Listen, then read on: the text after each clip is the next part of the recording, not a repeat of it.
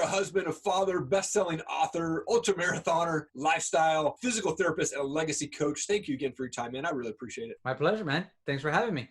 Absolutely. I wanted to go back a little bit because you mentioned on your website that you almost lost your sight because your brainstem had swelled up. How did this happen, man? And what's the perspective of life after that happened, man, for you? Yeah, that was kind of wild because I was at the time I was running for the university. Okay. And I never realized how much of my life was centered around sight. And it seems kind of weird for people who see all the time. They're like, yeah, of course, because that's how we do everything.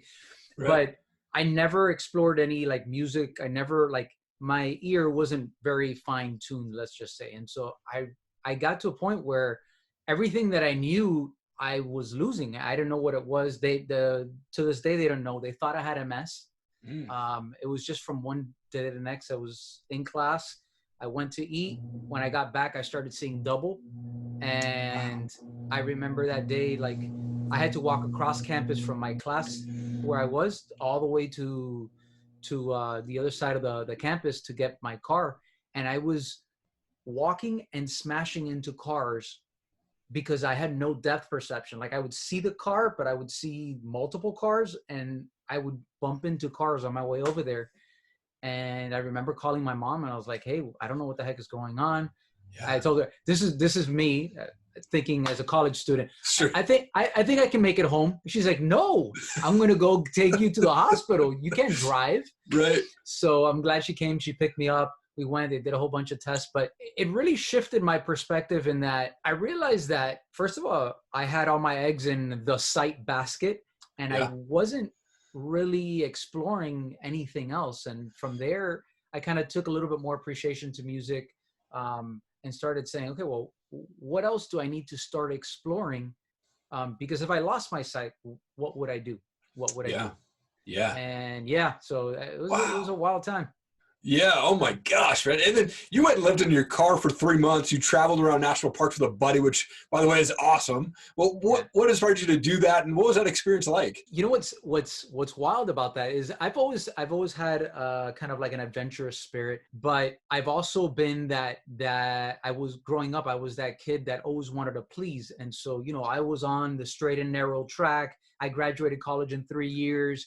You know, I was going to start my master's, and essentially I wanted to go to UNC Chapel Hill to do my master's over there for a certain program. In essence, I worked my butt off. I had great recommendations, had everything, and I didn't get in. I didn't get chosen to go into the school for my master's because of a misunderstanding of something that they were having. Basically, a lot of people were going in through one track and then switching over to another one because it was the harder one to get into. But I didn't want to do that. I wanted to go on the one that I said. So I got really jaded because everything in my life up to that point was, look, if you work hard and you do what you're supposed to do, you'll get what you're supposed to get. Yeah. And here, you know, I had been busting my butt. I had, you know, I graduated college in 3 years while being a full-time athlete and doing hours and working and doing, you know, my degree in exercise and sports science. And it was just like, I needed to get away. Like I was frustrated. I was like, man, everything that I thought to be true, I can't trust anymore. Right. And so it was a way of me running away physically, but also seeking to find a new home. I was essentially searching for, hey, where is the right place for me? Yeah. And it was amazing. I went with a buddy of mine that I ran college track and cross country. We ran the national parks. We lived out of a car for 3 months, and every day we'd run. Like that was part of it. Didn't matter what happened. You'd run at least once, if not twice a day. And that's how we saw the world as we went through. You know, we're all the way down in Miami. Yeah. And so we started in Colorado, like we drove up, and then we went Colorado, Utah. We went north to Wyoming, is it? It's right above?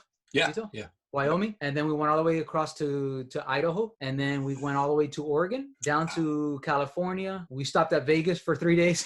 That was like the only time we stayed at a hotel. Sure.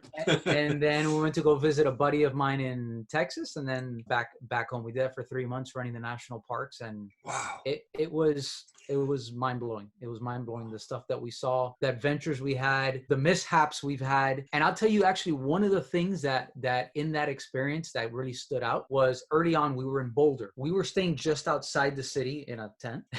Okay. And so we drove in and we were like, oh, let's go. And we went to like some bar and we were just sitting there and we saw this guy in a suit and we just started talking to the guy. Turns out the guy is the CEO for Merrill Lynch there, the I guess the local branch. We're talking to him. We're like, dude, this guy is like insanely like rich. He goes, what I wouldn't give to be in your guy's shoes. And we're like, what the heck are you talking about? Like, you're the CEO of Merrill Lynch. Like, you got no problems. And he's like, man, I have more money than I'll ever need. He goes, but what I don't have is what you guys have, which is time. He goes, even though I have all the money, I can't take off 3 months like you guys and enjoy this. I want to, but I can't. I'm a prisoner with that same money that I have. I'm a prisoner with it and I can't do much with it. And I was like, holy cow, I never thought about that. Wow. What a cool story, man. And I mean, definitely that's the perspective that everybody thinks that you get all this money, you're successful in your workplace and it's freedom, but I think it's the opposite a lot of times, man. What an interesting guy and a cool chance for you guys to actually get to talk to him. That's pretty rad. I wanted to flash forward because you have this immersive coaching program where you help married men live happier, more connected, more fulfilled lives. What's this program about and what's the process look like for guys that are going through that program with you? Sure. So let's actually rewind for a second because I think the context of it makes all the difference, and perhaps diving into what was the genesis of that. And it was maybe 6 years ago. My son is 5. So 6, now maybe 7. Around that time. So my wife and I have a fitness and physical therapy studio we've had in Miami for already now going for 13 years. Okay. And so we had created this business that for me, it allowed me to really serve people. But it got to a point that I felt that I had created my own prison. I felt like I wanted to do more and I didn't know how to. And so I thought the business was the problem. And so now I started looking for any reason why, hey, this is the reason why I'm not feeling happy, or this is the reason why I don't like this and I can't do this. And it got me to a point where I was so, I'm going to use the word depressed, not clinically, but meaning I was less than my normal state, to the point where I was rejecting new clients. I would sleep 4 or 5 hours in the middle of the day because I had no desire to do anything. Like I was so in a hole. Yeah. So stuck, and I couldn't see anything beyond that I was bankrupting our business. That's how bad it was. And to make matters worse, my wife was pregnant with our 3rd child. Wow. And I think one of the biggest things that I can look back now is I remember that, like, seeing the pain in her face because she didn't know what else to do. She's like, look, I know you're an amazing guy. I know that you're an amazing husband, an amazing dad, but you're not here anymore. Yeah. I don't know what to do to help. And around that time, I had a coach that had reached out to me that I had worked with in the past, and he was running a retreat in Thailand, and I had been in communication with him, and he said, look, I really think this could really help bring a lot more clarity. And I told my wife, and she said, look, do you think that this can help? Like, do you believe that this will help you? Yeah. And I go, yeah, I trust him. And I think this is exactly what I need. At the time, we did not have the money for it because I'm pretty much bankrupting the business. Sure. Plus, she's pregnant. And to add on top of that, during the time of the retreat, there's a good chance that the baby could be born there. So there's a possibility of me missing it if he comes early. Right. If he comes early, which this is the 3rd, which could easily happen. Sure. Because this is the 3rd one. But in spite of all of that, she looked at me and she said, well, then you need to go. She goes, I would love for you to be there if it happens, but I would rather you show up as the man and the husband and the father that I know you to be than for you to stay here and be in the same place, because we can't continue this way. Like, not like she wasn't saying in our marriage, but like we as a family can't continue if you're in this state. So you need to do this for all of us. And to me, that was like a punch to the stomach, but to me, one of the greatest acts of courage that I experienced. Like, because I know how difficult it is for her as a pregnant woman. Sure. You know, we already done it twice. Like, it's not an easy thing. It's a huge toll on her. Yep. And for her to say, okay, go fly halfway around the world and be gone for 2 weeks. It's not 3 days. This is 2 weeks. Wow. And for her to do that, I was like, okay, you know what? Now I really got to step it up. And so I went over there and I quickly realized, number one, that the business wasn't the problem. It was me. Like the business wasn't it. In fact, the business was amazing. I'm helping people in the way that one of the ways that I really wanted to. But I realized that part of the missing piece, part of the fulfillment component, was this other part of me serving other men very similar to myself, in that they are entrepreneurs, they're very family centric, and they want to have vibrant marriages. They want to have vibrant businesses. They want to have great relationships with their kids and their wife, and have that I'm not going to use the word balance, but that engagement that perhaps very often is said, no, that's not possible. Or, you know what, sacrifice one and then do the other one later. Yeah. And I realized that there are other men that have similar values to myself, that if they understood the process in which to go through, the process that I wish I had, then it would make it that much quicker to go through that and minimize kind of the strain on the family. Because that's usually the one that goes. Right. Because very often men kind of put the providing over the nurturing. And it's part of a role situation, but I think there's more and more men that also want to provide more nurturing for their kids. And for their marriage and so forth. And so when I was there, I had the space and the environment to help me create and say, okay, wait, what is the process, first of all, that I went through? And then second, what is the process that if I didn't have to go through these stuff? Like if I knew this, I wouldn't have to go through all these hardships. I could fast track and then get to the part that I really want to get to, and work and use my energy on building my marriage, building my health, building my relationship with my kids, and then building a business that actually is fulfilling. And so that's really where it came about. Okay. And so does that give you a little bit more context for like kind of the process for it? Yeah, absolutely. Absolutely. Now you have these guiding principles of your coaching there that are, leave a legacy, awaken your adventure, and inspire integrity. Why are those three so important for you? What was interesting when I wrote the book, The Legacy Code, I interviewed 150 guys from different walks of life. And what I found was that, number one, legacy tended to be something on top of mind on two main groups of men. Fathers, pretty much actually every single father that I interviewed, like legacy was part of their thought process, because now there was something that they were leaving behind. They were kids, right? The other group was, in this particular case, ended up being Christians, other men that believed in God, something greater than themselves. Sure. I can extrapolate that if you think of something greater than yourself, then legacy is something greater than yourself. You're more likely to think about it, as opposed to if you only think about yourself, right?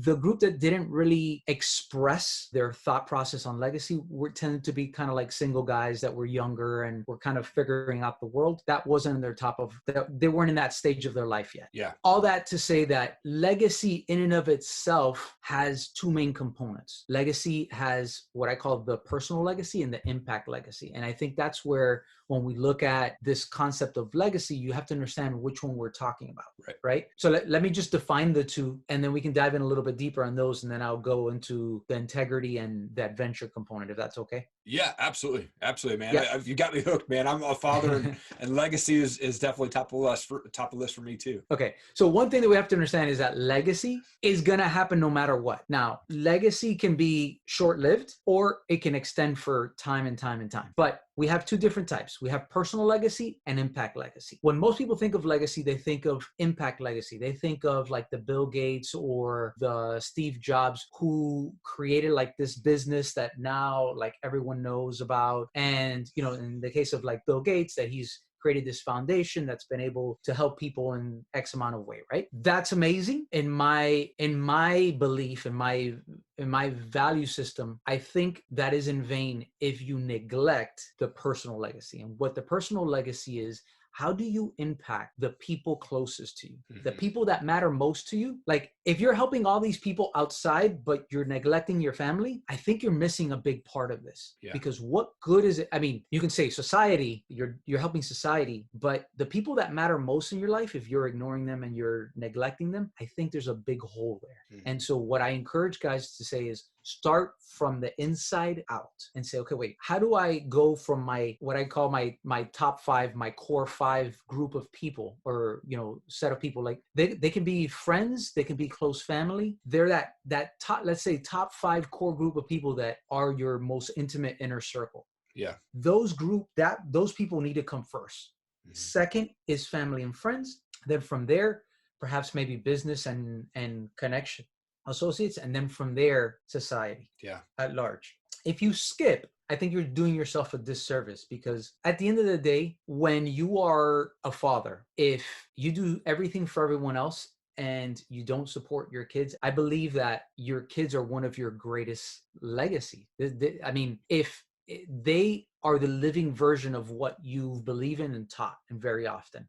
Yeah. And that's what you get to pass on. That's what you get to teach. And if you fail there, obviously you're helping other people, but I feel like you've lost. Mm-hmm. At least in my mind, it's like, no, look, right? Like you've lost, because the one responsibility is the person that you brought into this world. Like that's no one's responsibility but yours. Right. So if you failed that one, you've actually failed the society, because that person becomes a citizen that is now not contributing, or is worse, draining the community, draining the society. Yeah. And so start with your primary responsibilities first, which are that core group of people first. Mm-hmm. You understand kind of the difference and why that could be important? Yeah, oh, absolutely. Well, I love this. You wrote this book called The Legacy Code. You mentioned it earlier there. It's the modern man's guide to escape obscurity and live a life unleashed. But I went and read the sample, and I purchased the book right away because it just sounds amazing. It actually is being delivered today. But for those who don't know the book, what's this book about? What's the inspiration behind this book? 2 things. Number one, I had been working with my clients for a few years already. Look, coaching is a luxury, right? I mean, we could argue that says, you'll get a lot of benefit from it. And so you can maybe say, oh, that's kind of a necessity, but nobody ever died because they didn't get coaching. Right. Before there were coaches, people survived just fine. Coaching is not for surviving. Coaching is for thriving. That's really what it is. It's how do you fast track?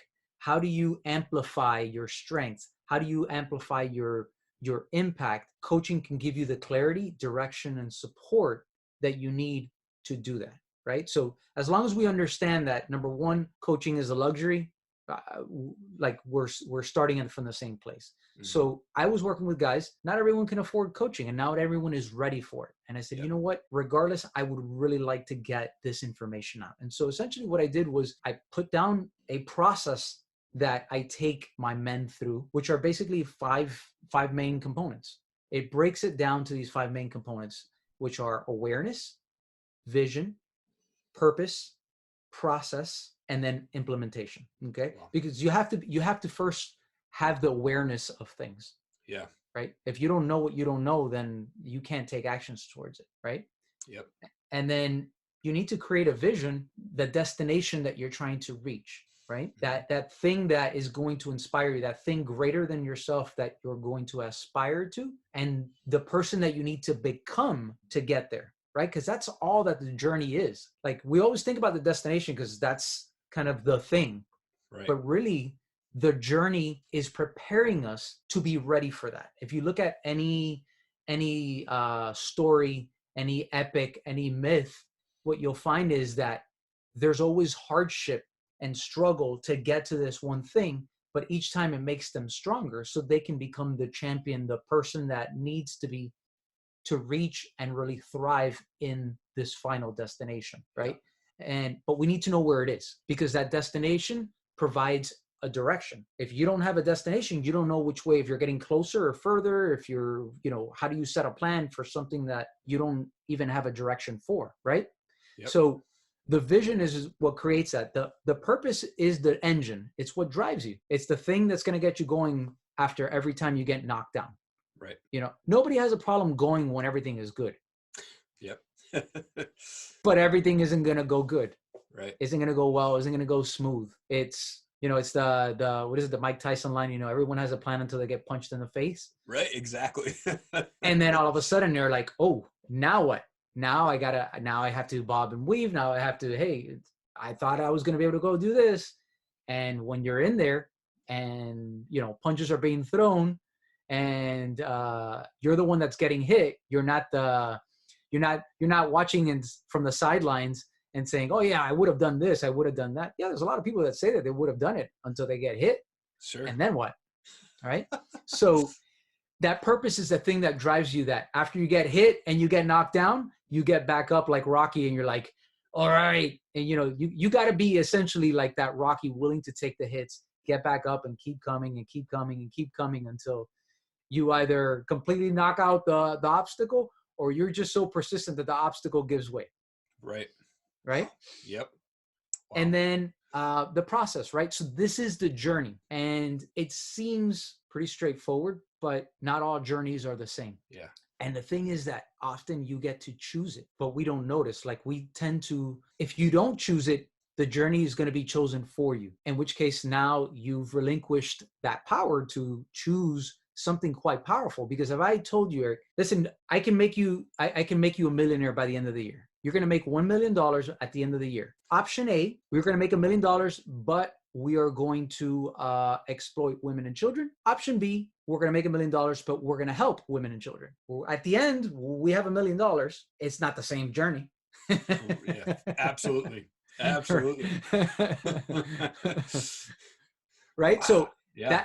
that like having the power and the clarity to say, no, this is the journey I want to choose because it aligns with my values.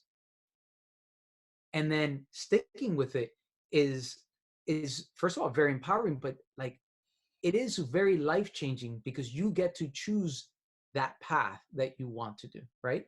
Yep. And then the last thing is the implementation, right? Because all of this and up to this point is theory. All of this is theory. Sure. But until you take that first step, the journey is not real. Like, you have to start taking those steps, and you're free to make some shifts. That's part of what the game is about, right? Right. I'll throw another fight analogy because I know that's in your wheelhouse. But you go in one, a perfect example. If you watched the McGregor Cowboy Cerrone fight, right? What happened? Hey, you knew that McGregor was going to come out fast. You knew that Cowboy starts slow, but he had no idea that he was going to come and get smashed in the nose how many times with his shoulder. Right. Like, all of a sudden he has to adjust. But at that point, it was too late. It wasn't. I mean, he's an amazing fighter. Yeah. But at that point, it was too late to adjust. Yep. Yep. Wow. So.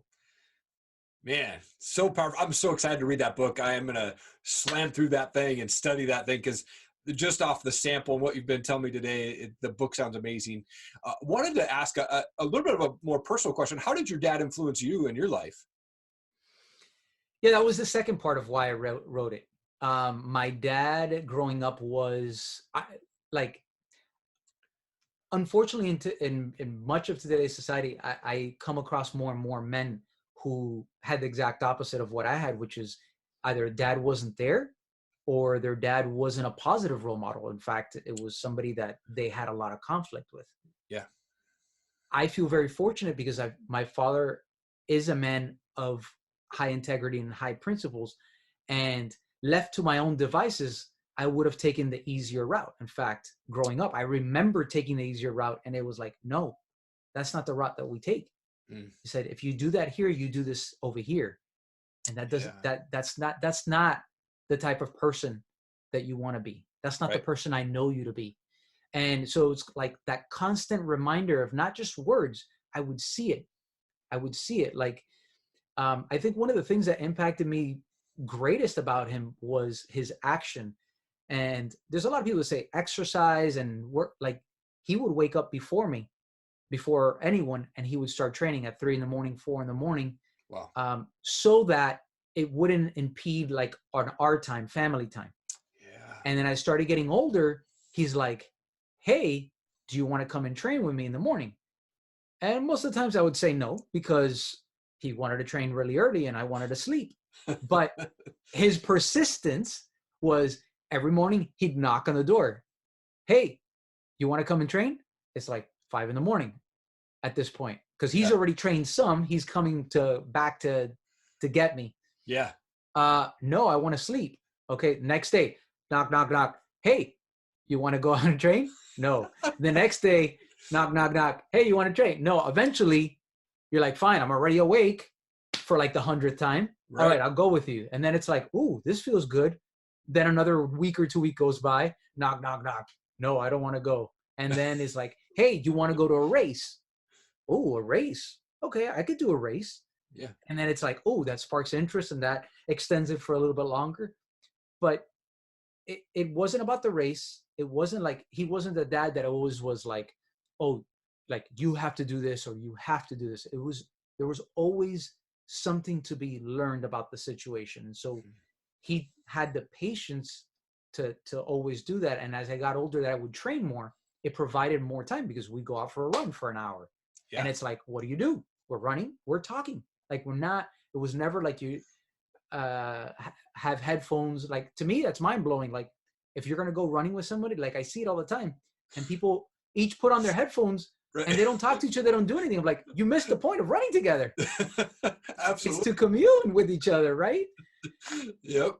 Oh, so we built a really solid relationship based off a lot of the training that we did because it represented a lot more focused time. There's nothing to distract us because we were focused on the task and then we had time to kill in that task because we were out for a while and then we would cycle and then we would do triathlons and then we would do, and so there was like, oh, let's research this. And so there was always this togetherness about the whole process. Now I'm the oldest of 4.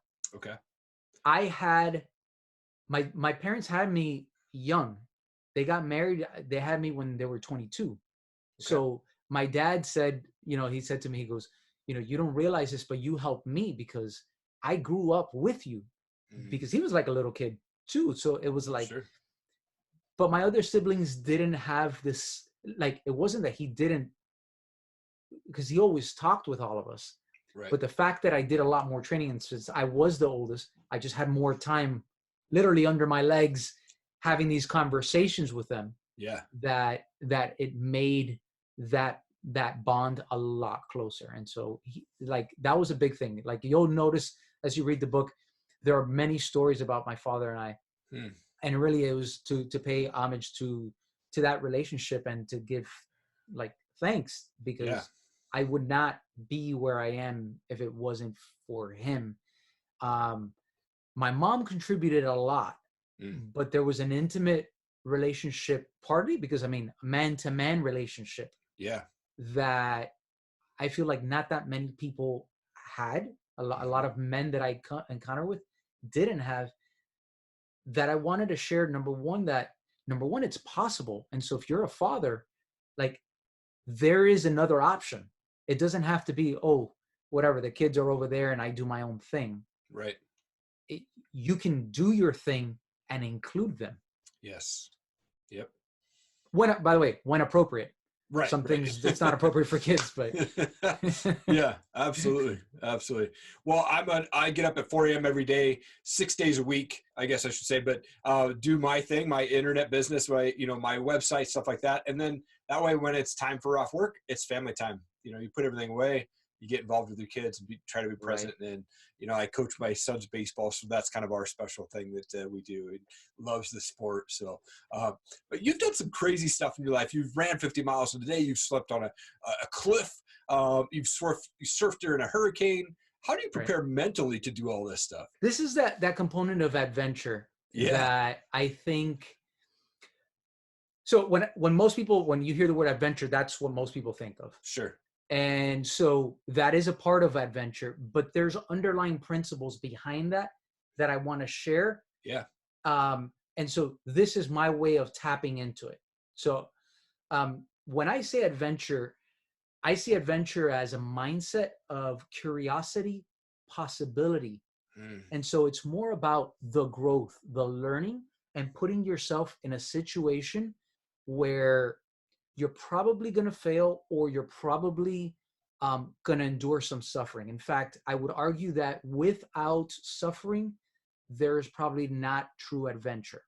Because in that suffering, in that obstacle, in that point where you have to make a decision that imminently shifts the trajectory of the way you think, or the way you live, or the way you will continue to live as a result of it. Mm-hmm. One of the things I remember, I can say this, that I know that most people have not. I have actually, this was before I was married. Okay. I have actually made a video, which I cannot find it, a death video, because I was on a mountain and I genuinely thought I was going to die. Wow. I was in Colorado. Okay. And I was in Colorado Springs, and I was running up Pikes Peak. Now, this is a flatlander from Miami. I was stationed out in Colorado Springs doing an internship out there. Okay. And I had seen fresh snowfall, and I was like, man, I've never run in snow. That seems like it would be awesome. And I had run up Pikes Peak before. Now, Pikes Peak is a 14er, so 14,000 feet. Yeah. And I've run it before. It's 13 miles to the summit and obviously 13 miles back. And I was like, okay, I've done this before, so I know the route.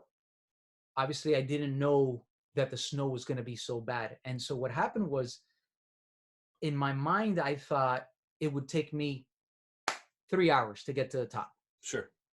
And I did it after work. And I said, oh, there's a trolley that leaves from the top, and it'll take you back down. So I said, oh, if I leave this and I do 3 hours, I'll have like 30 minutes to spare. I know I didn't really plan well, but in my mind, I thought, yeah, I'm giving myself an extension with 3 hours, but I'll still have like another 30 minutes. Right. It ended up taking me 5 hours. Oh my gosh. And I ran out of water. I ran out of food. I was trudging through knee-deep snow. I had shorts on. So every time I would step, the ice, the edge of as your foot would sink in, the edge of the hole was sharp, and it would scrape the front of my shin. So my front of my shins I'm completely dehydrated. And I'm like, plus you have the altitude. You get 11, 12,000 feet, you're already loopy.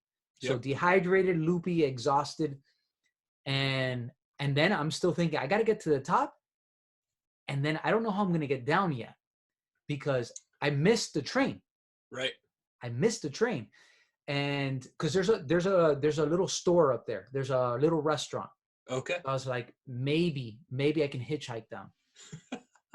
And so I make this video. I was like, look, I don't know what the heck is going to happen. So I make this video. I keep trudging along. I finally make it to the top, and the restaurant is closed. Oh. And my heart sinks, and I'm like, dude, I am so dehydrated. There's no way I'm going to be able to make this down. Yeah. And I go around, and there's one car on the lot. And just then I see one guy walking to his car, and I'm like, I approach him very, very, slowly, because I'm from Miami. If anyone approaches you, like, there's already like you're putting your hands up, you don't know what's going on, right? So I'm thinking like that, and the guy was super nice. He's like, yeah, of course, I can take you down to the base of the mountain. Wow. And to me, that was like a crazy experience. Now again, I wasn't married, and I didn't have kids at that moment. Since then, it's not to say I haven't done crazy things, but they're more measured. They're a little bit more measured. Right. Because I have kids, and because, my wife is like, I want to see you come home. Right. Absolutely. So, and I want to come home. It's not like I don't.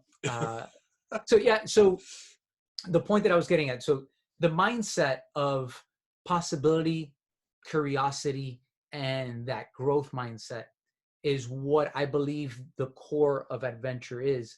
And then sprinkle in a little bit of suffering to make that elevated. And I think you have a recipe for success. Yeah. I find that physical feats help me grow in a way that really resonates with me. It gives me time to think, assess, and grow through this obstacle in a very kinesthetic way. Mm-hmm. It's one of the ways that I learn quite well is kinesthetically. I'm a hands-on kind of person. Yep. And these experiences provide me that kinesthetic experience that make it very real for me, versus just hearing something is nice, but it doesn't sink in the same way. Right. Wow. Man, so cool. And I wanted to shift to just a few fun questions before we end today. Pod decks, I'm not sure if you've ever heard of them, but they're for podcasters, and they're basically pre-written questions at random. I'm going to pull one of these out and we'll see. Okay. Sometimes they're wins, sometimes they're not. And we'll see what it says here. So this one says, what makes you feel old? What makes you feel old? Actually, you know what's really made us feel old is hiring. Okay. Hiring. And you know, people coming in, because our ideal employee team member is actually a grad student. Okay. Sure. And I remember remarking to my wife at one of the interviews that we were doing, I was like, I just feel like they're so young. And she goes, yeah, because you're getting old. You're getting older. Yeah. Like, remember, the gap keeps getting bigger and bigger every time we hire, every year, somebody new. Yeah. And it's like, yeah, I get that. But I always, like, personally, I feel young. I'm going to be 40 in 13 days. Less than 2 weeks. Happy early birthday, man. Thank you. And to me, it's, I feel like I'm one of the kids. You know, like I don't feel old. I don't feel like, you know, do I have some aches? Yeah, of course. But I push my body too. So it's like, it's not that I'm hurting and I'm not doing anything. I'm doing stuff. I'm pushing my body. So there's some aches here and there. Yep, absolutely. I just turned 40 in December, so I definitely, but I feel like when I turned 40, I got rejuvenated. I'm like energized now. I'm like, all right, hey, it's a new era. It's time to make some changes, and so I feel good about that. You kind of mentioned this earlier, but music, I'm a big music guy. Do you have a favorite band or a favorite type of music that you like to listen to? I will tell you that I am in that pursuit. I've tried one of the things that I'm in the process of doing is learning how to play guitar. Okay. And it's really opened my eyes, because I found that I like something with grit and soul. So blues really speaks to me. So Stevie Ray Vaughan, John Mayer, like these guitarists, B.B. King, like these guys that just like, with every strum, with every lick of the guitar, like there's a pouring of emotion, and you're like, ooh, I feel that. And remember, I said I'm a very kinesthetic person, so feeling is an important part of this for me. And so I think I've gravitated towards that, because it's my way of connecting the kinesthetic component to the auditory, so that I make that connection, which I'm not normally that auditory kind of person. You know what I'm saying? Yep. So it's a way of connecting it to bridge the gap. So those would be ones. I mean, I like Dave Matthews, Biggie, Jay-Z back in the day. Sure. Though a lot of those I don't listen to anymore, because I don't really listen to that kind of music. Yep. Let's say music with much words around the kids, because I just rather not. Yeah. So Miles Davis, I play a lot of Miles Davis. Yeah. Awesome, man. I actually had the opportunity to see B.B. King live back in '99, and he was amazing to see live. It was really, really cool to see that guy. But, man, Armando, it is such an honor to have you on the show, man. Your story, your passion, your book, The Legacy Code, coming out, or it's already out. People can go buy it at Amazon right now. I'm looking forward to deep diving into that. Thank you again for your time, man. I really appreciate that.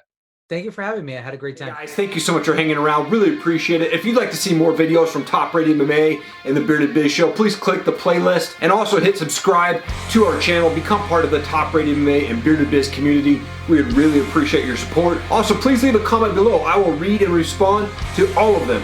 Thank you so much. Have an awesome day.